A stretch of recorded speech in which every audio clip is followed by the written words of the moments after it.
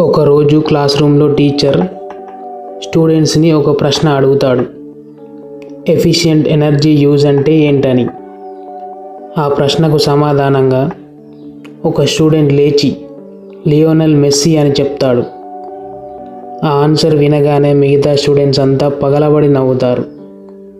కానీ టీచర్ మాత్రం మొదటగా ఆశ్చర్యానికి గురై తర్వాత కొంతసేపు ఆలోచించి నవ్వుతూ ఆ స్టూడెంట్స్కి 10/10 మార్క్స్ ఇస్తుంది. నిజానికి ఒక మ్యాచ్లో మెస్సీ ఎంత దూరం రన్ చేస్తాడో తెలుసా? రొనాల్డో కంటే తక్కువ, కానీ గోల్స్ మాత్రం ఎక్కువ. ఎందుకంటే మెస్సీ 90 మినిట్స్లో ఎక్కువసేపు నడుస్తాడు, జాగ్ చేస్తాడు, రెస్ట్ తీసుకుంటాడు. కానీ బంతి తన దగ్గరకు వచ్చినప్పుడు మాత్రం మాస్ ఎక్స్ప్లోజన్.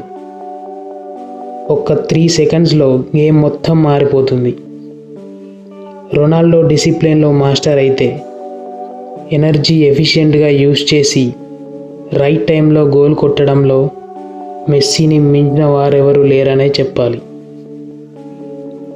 మనం ప్రతి విషయానికి 100% ఎనర్జీ వాడతాం.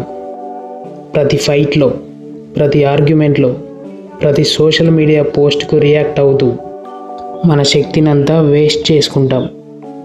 మెస్సీ లాంటి వాళ్ళు నేర్చుకున్న లెసన్ ఏంటంటే అన్నింటికీ రన్ చేయకూడదు, రైట్ మూమెంట్ కోసం వెయిట్ చేయాలి. ఇది తావోయిజంలో వూ వై కాన్సెప్ట్తో కనెక్ట్ చేయొచ్చు. ఒక విధంగా చెప్పాలంటే మనం కాన్స్టాంట్గా రియాక్షన్ మోడ్లో ఉంటే దానికి క్లారిటీ ఉండదు.